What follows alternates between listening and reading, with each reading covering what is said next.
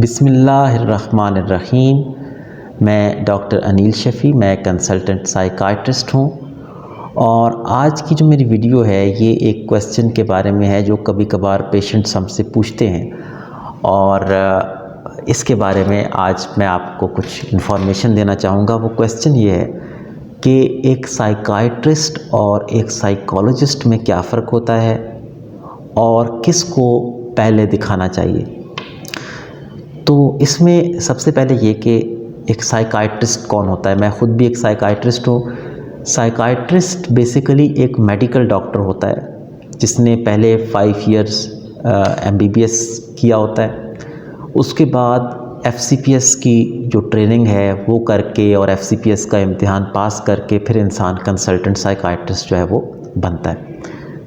Psychiatrist ایک medical doctor ہوتا ہے جو کہ ذہن کی بیماریوں کا علاج اسی طریقے سے کرتا ہے جیسے جو دوسرے ڈاکٹرز ہیں وہ دوسری بیماریوں کا، جسم کی بیماریوں کا علاج کرتے ہیں۔ یعنی ایک سائیکائٹرسٹ کی جو ٹریٹمنٹ ہے اس میں دوائی کا ایک بڑا امپورٹنٹ رول ہے۔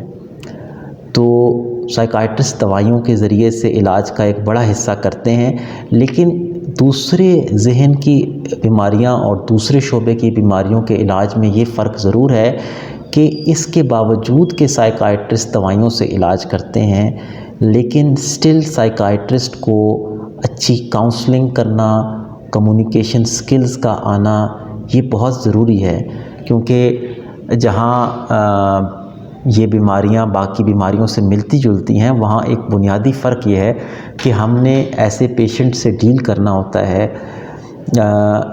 جس کے جو ڈسٹربڈ ہے، جس کی سوچوں کا مسئلہ یا مزاج کا مسئلہ آ رہا ہے یا اس کے رویے کے اندر کچھ زیادہ تبدیلیاں آ گئی ہیں۔ تو اس کے لیے جو ہے وہ ڈاکٹر کا ایک اچھا لسنر ہونا، کمیونیکیشن سکلز آنا اور بیسک جو کاؤنسلنگ کی سکلز ہیں اس کا آنا بہت ضروری ہے۔ تو یہ ایک سائیکائٹرسٹ کا ڈومین ہے۔ سائیکالوجسٹ جو ہے وہ بیسیکلی ڈاکٹر نہیں ہوتے۔ سائیکالوجسٹ نے سائیکالوجی کے شعبے میں تربیت حاصل کی ہوتی ہے، اور ان کا جو مین علاج ہے وہ بات چیت کے ذریعے سے ہوتا ہے، اور بات چیت کے ذریعے سے وہ علاج کرتے ہیں پیشنٹ کا، مختلف سیشنز لیتے ہیں، اس میں پیشنٹ کی سوچوں اور رویوں پہ کام کرتے ہیں، اور اس سے پھر جو ہے وہ ایک بہتری جو ہے عموماً پیشنٹ کے مزاج میں یا بے چینی گھبراہٹ کے امراض میں ان میں دیکھنے میں آتی ہے۔ تو یہ بنیادی فرق ہے۔ اب یہ سوال کہ آپ کس ڈاکٹر کو پہلے دکھائیں، اس کا تعلق سب سے پہلے تو بیماری کے ساتھ ہے۔ جو شدید ذہنی امراض ہیں وہ تو جیسے شیزوفرینیا یا بائی پولر ڈس آرڈر، وہ تو آپ نے لازمی سائیکائٹرسٹ ہی کو دکھانا ہے۔ جو کم نوعیت کے ذہنی امراض ہیں جیسے انزائٹی، ڈپریشن وغیرہ، ان میں آپ کے پاس چوائس ہے، یعنی اگر آپ کا مرض نسبتاً کم نوعیت کا ہے تو آپ یہ کر سکتے ہیں کہ آپ پہلے سائیکالوجسٹ کو دکھا لیں، اس سے سیشنز لے لیں۔ اگر سیشن سے خاطر خواہ فرق نہ پڑے تو آپ سائیکائٹرسٹ کو دکھا لیں۔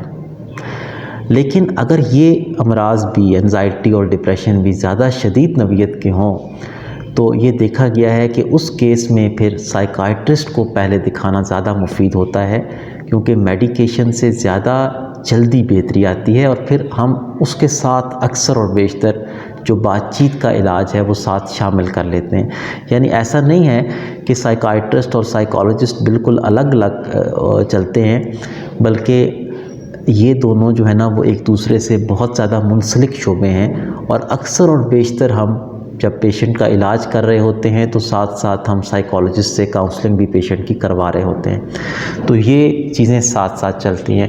اس کے علاوہ یہ کہ اگر سائیکائٹرسٹ جو ہے وہ کچھ اسپیشل ایریا ہو ایکسپرٹیز کا اس کا، تو وہ ان پیشنٹس کا تھراپی بھی ان پیشنٹس کی وہ کر سکتا ہے اگر اس نے اسپیشل اس میں کچھ ایکسپرٹیز لی ہو۔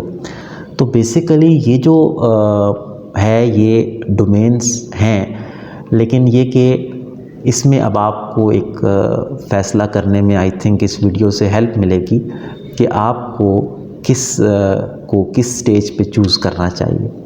تو اگر آپ کو ویڈیو اچھی لگے تو ضرور اس کو لائک کیجئے گا اور چینل کو سبسکرائب کیجئے گا، اور مجھے بتاتے رہیے گا کہ آپ کون سی ویڈیوز نیکسٹ جو ہے وہ دیکھنا چاہتے ہیں۔ بہت شکریہ۔